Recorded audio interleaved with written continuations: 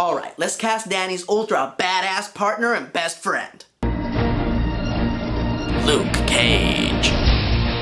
Cage started out as an inmate who volunteered for an experiment that gave him super strength and unbreakable skin. Given a second chance in life, Cage became a hero for hire, which is actually a relative term, as he doesn't really accept money from his clients. You see, Luke's problem with superheroes is that they're never around when you need them. So unlike his fellow superpowered comrades, Cage has an office where you can visit him and ask him for help. This character started out as a pretty ridiculous and embarrassing black stereotype. Luckily, a few years ago, they revamped the character and he finally became what he always should have been. A regular guy who receives an amazing gift and uses it to help people. Husband, father, and badass crime fighter. Now, Cage is a character that they've tried to adapt to film before, but usually the actors that are attached to the part are not very good choices. Luke Cage is a character whose history is written on his face, whom you can see the rage and the determination in his eyes that push him to stand up and make a difference. He should be played by an actor who looks like a superhero whether he's wearing a costume or not. And I'm sorry, but I have to agree with Sylvester Stallone on this, because there is only one man who is worthy of playing Luke Cage. Terry Crews. Here's a guy who looks like a mean mother lover, but is pretty damn funny and approachable, as you can see in his role as the father in Everybody Hates Chris. Not to mention the countless action movies in which he's kicked massive amounts of ass. And if you don't think he's right for the part, well, try saying that to his face. What? That's right. Now, I'm going to apologize ahead of time because I'm not very enthused about this next hero. Namor the Submariner. He's the king of the seven seas, or something, I don't know. I don't like this character. While I enjoy his crossovers with the Fantastic Four, most of the time I forget that he's even a superhero. To me, he looks like a cheap cross between Mr. Spock and Hermes. No, not that Hermes, the other Hermes! Thank you, now get your head out of your ass! He just doesn't appeal to me, but I respect that he has a fan base and a strong legacy as one of the premier characters of the Marvel Universe. So he must be addressed. So to play him, I choose Luke Goss. Better known for playing otherworldly villains in the Guillermo del Toro movies, Luke has the poise, the presence, and the regal demeanor to do justice to the powerful Sea King with the tiny fairy wings on his ankles. Heed my warning. Stay out of the sea. Alright, let's move on to another character that started out as the female equivalent to a male hero. But she became so popular that most people don't even remember her male counterpart. Miss Marvel.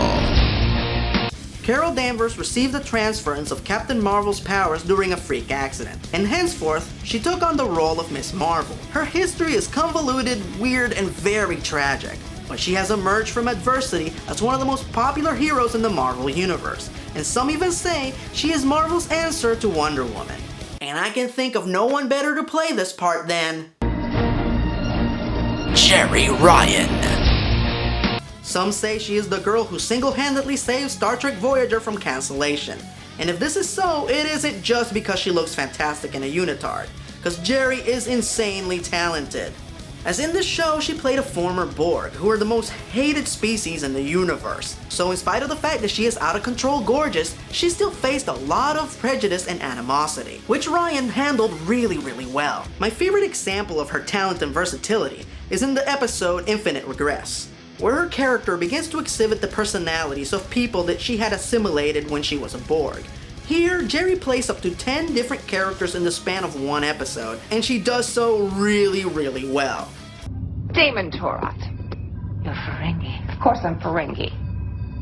Is that some kind of insult about the size of my ears? Not to mention she was the only one on the show who was badass enough to go toe-to-toe with the most electrifying man in sports entertainment.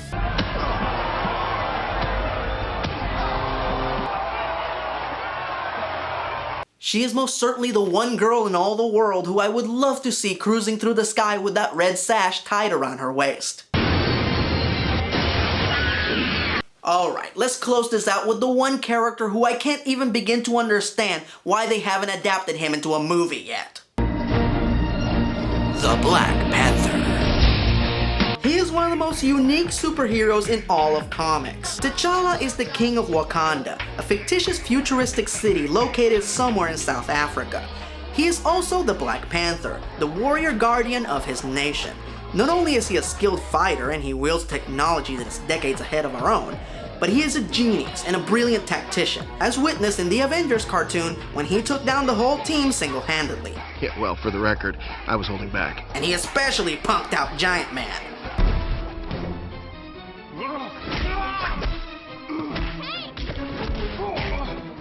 Oh, God, that guy is lame. Alright, I'm not gonna prolong this because there is only one man worthy of playing the Panther King. Djimon Hounsou.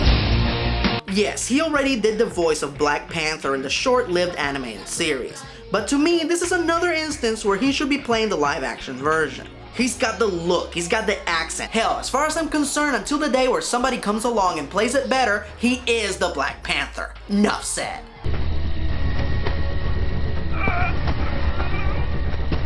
I am not the same man as my father M'Baku, for my rage is greater.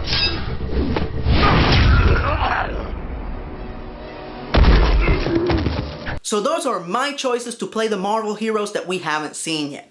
Please keep in mind that I based my choices on the characters that were the most popular and most likely to be featured in a movie. If you feel like I missed one of your favorites, well, cast them yourself. Email me or post on my YouTube channel your choices for the character that you feel should be in a movie and the actors that should play them. And then I will list off the top 10 best ones on my next casting couch. Next week? Well, yeah, no. I'm ERod, and I'm the Blockbuster Buster. All right, squaddies, time to hero up!